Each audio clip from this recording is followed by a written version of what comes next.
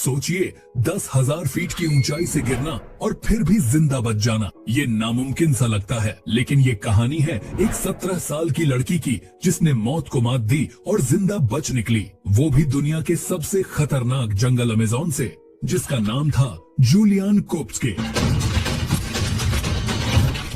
24 दिसंबर 1771 को 17 साल की एक लड़की जिसका नाम था जूलियन अपनी मां के साथ लंसा फ्लाइट 508 में सवार होती है। वे पेरू के लीमा से पुकालपा शहर जा रही थीं, क्रिसमस की छुट्टियां मनाने और अपने पिता से मिलने के लिए। मौसम साफ था, सब कुछ एकदम परफेक्ट लग रहा था। फ्लाइट में 92 पैसेंजर थे, जिनमें से 6 क्रू मेंबर्स थे। प्लेन अपनी मंजिल की तरफ तेजी से बढ़ रहा था, तभी अचानक प्लेन जोर से हिलने लगता है। पैसेंजर्स घबरा जाते हैं क्योंकि प्लेन एक बहुत बड़े तूफान में फंस चुका होता है। जूलियन जो विंडो सीट पर बैठी थी, वह बाहर देखती है और उसे एक बहुत तेज रोशनी दिखाई देती है जो प्लेन के दाएं विंग से टकराती है। प्लेन में चीख पुकार मच जाती है, सारे अलार्म्स बजने लगते हैं। पायलट्स प्लेन को कंट्रोल करने की पूरी कोशिश करते हैं, लेकिन तब तक बहुत देर हो चुकी थी।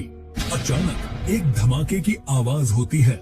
जूलियन को महसूस होता है कि वह अभी भी अपनी सीट पर बंधी है, लेकिन अब वह सीट प्लेन के अंदर नहीं है। आसमान की बिजली के कारण प्लेन के टुकड़े टुकड़े हो चुका था और जूलियन अपनी सीट समेत 10,000 फीट की ऊंचाई से नीचे गिर रही थी। जब जूलियन को होश आता है तो वह खुद को घने पेड़ों के बीच पाती है।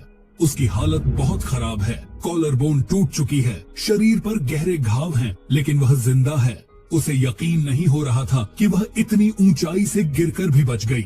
लेकिन अब उसे समझ में आता है कि उसकी असली लड़ाई तो अब शुरू हुई है। वह इस वक्त दुनिया के सबसे खतरनाक जंगल अमेज़न रेन फॉरेस्ट में थी। उसे पता है कि उसे यहाँ से निकलना होगा, लेकिन वह जानती थी कि यह कोई आसान काम नहीं है। उसने अपने पिता से सुना था, जो एक बायोलॉजिस्ट थे, कि अगर कभी जंगल में गुम हो जाओ तो सबसे पहले पानी का कोई सोर्स ढूंढो और उसे फॉलो करते रहो। तभी अमृता को दूर से गिद्धों की आवाज सुनाई देती है। उसे याद आता है कि उसकी माँ ने कहा था, जहाँ गिद्ध होते हैं वहाँ कोई न कोई डेड बॉडी जरूर होती है। वह आवाज की दिशा में चलना शुरू करती है और थोड़ी देर बाद उसे 3 पैसेंजर्स की डेड बॉडीज दिखाई देती हैं। जूलियन डरते हुए पास जाती है, यह देखने कि कहीं उनमें से कोई उसकी माँ तो नहीं है। उसे राहत मिलती है कि उसकी माँ वहाँ नहीं है। पास में उसे एक बैग नजर आता है जिसमें कुछ कैंडीज पड़ी होती हैं। पिछले 3 दिनों से भूखी जूलियन के लिए यह किसी खजाने से कम नहीं था। जूलियन एक छोटी सी कैंडी खा ली, ये सोचकर कि शायद कल कुछ मिल जाएगा। पर जूलियन को नहीं पता था कि आने वाले कई दिनों तक उसे सिर्फ इन्हीं चंद कैंडीज पर निर्भर रहना पड़ेगा। उसकी आंखें लगातार ऐसे रास्ते की तलाश में थीं जो इस डरावने जंगल से बाहर ले जा सके। लेकिन प्लेन क्रैश के 3 दिन बाद भी वो अब तक उस रास्ते को ढूंढने में नाकाम थी। तभी कहानी में ट्विस्ट आता है। जूलियन को एक नदी की आवाज सुनाई देती है और उसे अपने पिता की सलाह याद आती है, follow the water, it will lead you to civilisation. वह नदी के साथ साथ चलना शुरू कर देती है। कई दिन बीत जाते हैं, उसकी हालत खराब होती जाती है, लेकिन वह हार नहीं मानती। वह जानती है कि यही एक रास्ता है। लगातार कई दिनों तक चलने की वजह से जूलियन की हालत इतनी बिगड़ चुकी थी कि अब उसके लिए आगे बढ़ना ऑलमोस्ट इम्पॉसिबल हो गया था। इसलिए उसने फैसला किया कि वो नदी में तैरकर आगे बढ़ेगी। अगले 2 दिन तक जूलियन मुसलसल नदी में तैरती रही, बस खुद को जिंदा रखने के लिए। इस जंगल में अब उसे 8 दिन गुजर चुके थे और 17 साल की जूलियन अपने सर्वाइवल के लिए हर मुमकिन कोशिश कर रही थी। भूख से बेहाल होकर उसने आखिरकार पानी में मौजूद मेंढकों को खाने का सोचा, लेकिन उसके जिस्म में इतनी एनर्जी भी नहीं थी कि वो उन्हें पकड़ सके। इन तमाम चैलेंजेस से जूझते हुए जूलियन ने आगे बढ़ना जारी रखा। तभी एक और मुसीबत ने उसे घेर लिया। नदी में तैरते हुए जूलियन को अपने बाजू पर कुछ सरसराहट महसूस होती है, जैसे कोई चीज उसके जख्मों को अंदर से खा रही हो। घबराकर वो तुरंत नदी से बाहर निकलती है और अपने जख्मों को देखती है। देखते ही उसे पता चलता है कि उसके जख्मों में कीड़े पड़ चुके हैं। ये देखकर जूलियन जोर जोर से चिल्लाती है, लेकिन इस वीरान जंगल की खामोशी में उसकी चीख सुनने वाला कोई नहीं था। ये जानकर भी जूलियन ने हिम्मत नहीं हारी और फिर से आगे बढ़ने का फैसला किया। अब जूलियन को इस जंगल में 10 दिन हो चुके थे और वो धीरे धीरे नदी के साथ आगे बढ़ रही थी।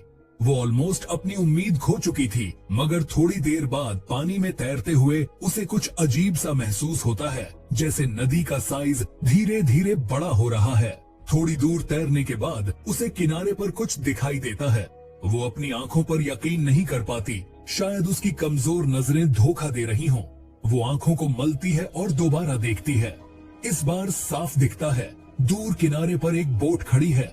बोट को देखते ही जूलियन की खुशी का ठिकाना नहीं रहता। वह जल्दी से बोट की तरफ तैरती है और उस पर चढ़ जाती है।